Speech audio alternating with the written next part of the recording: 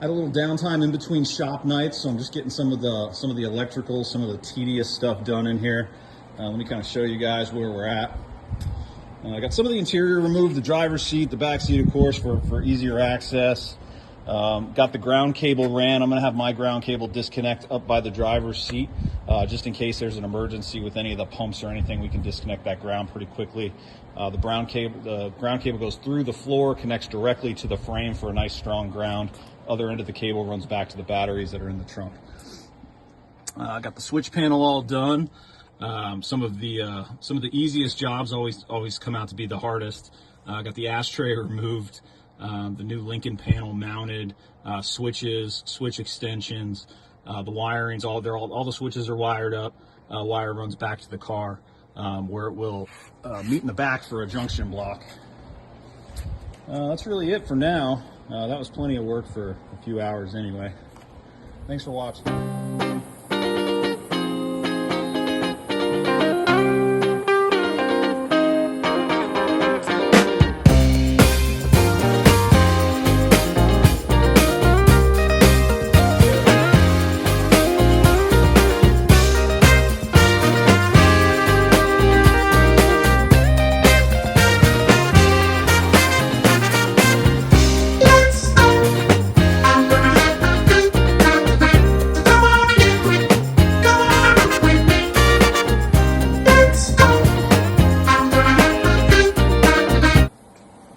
Sunday morning, out here working on this turd again. My goal for today is get everything tied up on the inside, get the interior put back together, all the electrical ran, everything we need to do. A couple things here and there. I'm gonna wire up the 48 volt street charger. That's floating right above the 48 volt bank battery, installed right there. Shout out the street charger.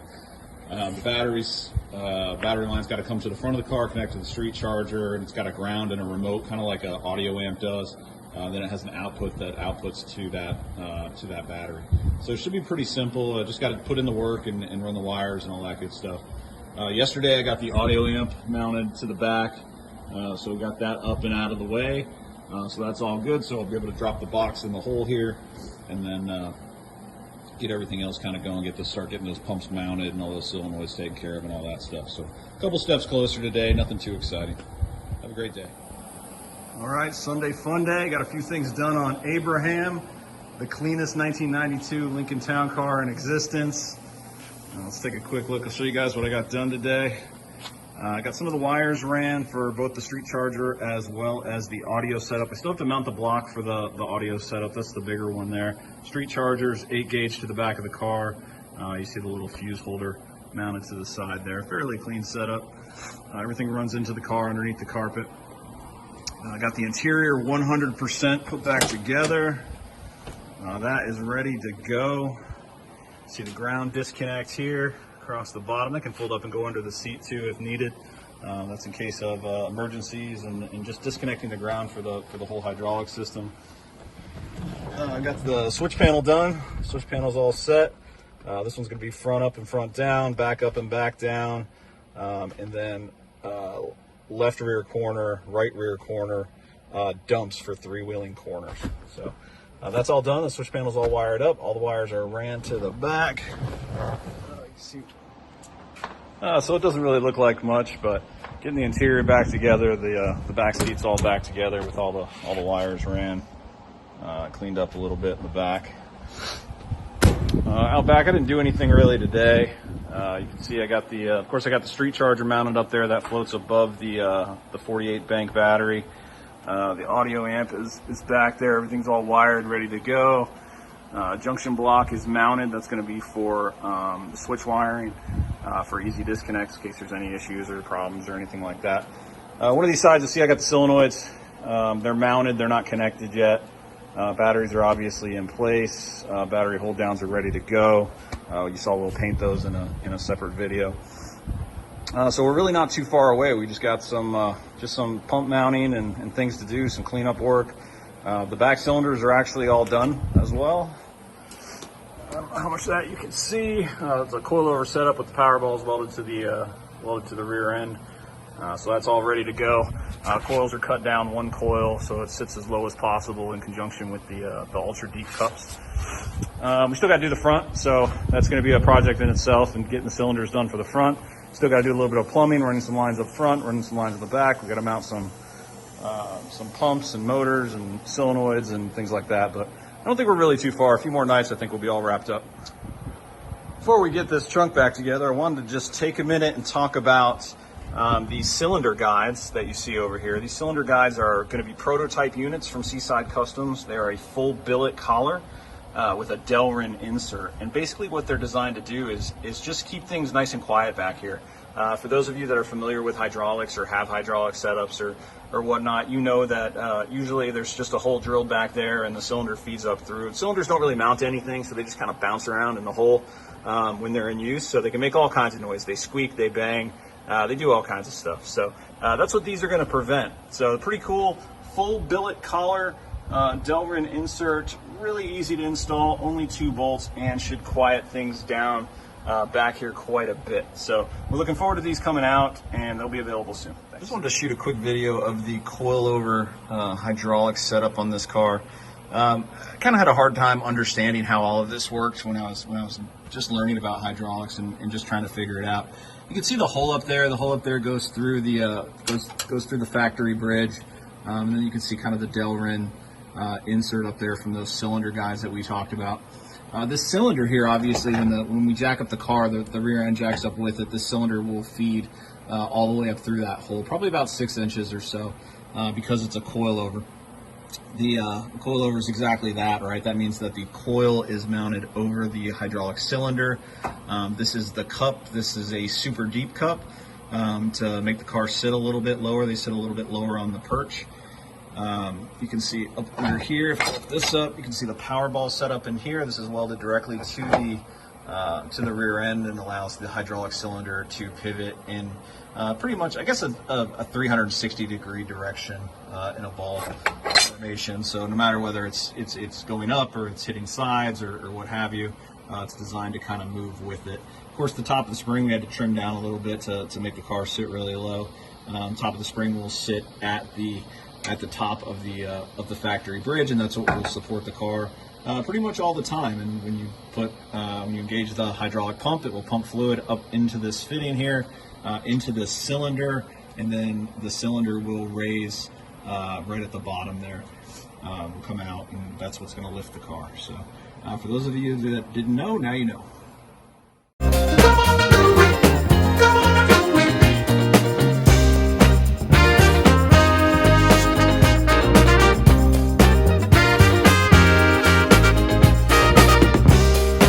Here at Tim's. Day what? Day 3,562. Something like that. Yeah. So we're gonna start working on the front end. We're gonna start getting it tore apart, get the holes drilled. Just took the shocks off. Tim's getting the sway bar links off, getting ready to drop those upper ball joints. And yeah, once we get the front end put back together with the, I'll take it back. Once we're ready to cut the holes for the cylinders, I'll bring you back, show you where we're at. All right, so Tim's drilling the hole right now. So we found out on these earlier Town cars, unlike the mid-90s, where the shock hole is pretty small here. The shock hole on these is actually kind of big. See it right down there. So what we're doing is we're putting a hole saw that fits tight in that hole, and then a bigger hole saw around it. Give you the update here in a minute. All right, first hole drilled. On to the next one.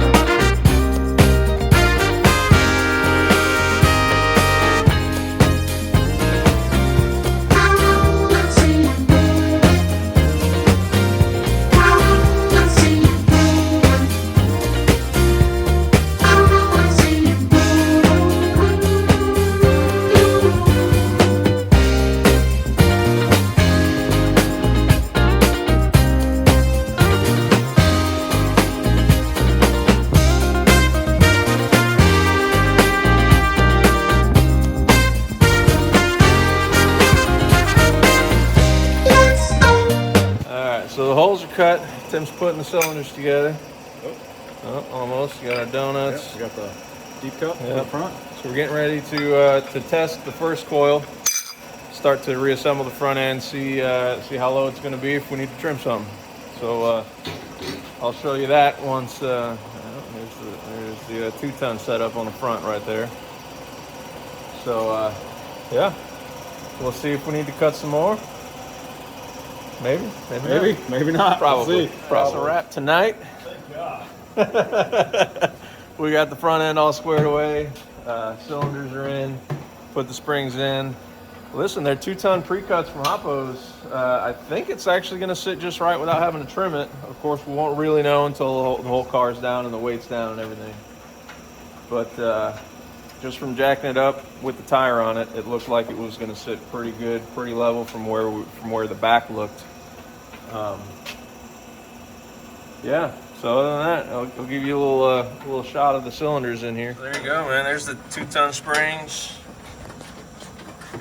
cups, donuts in there. So you can poke them right through here.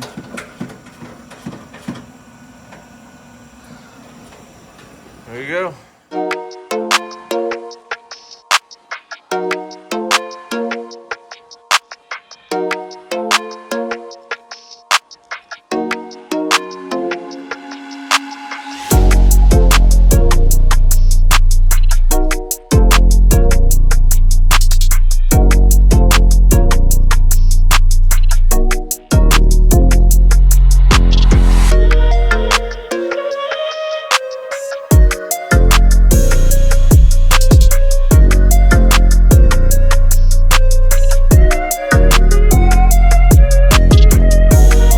First lift, rear's all set.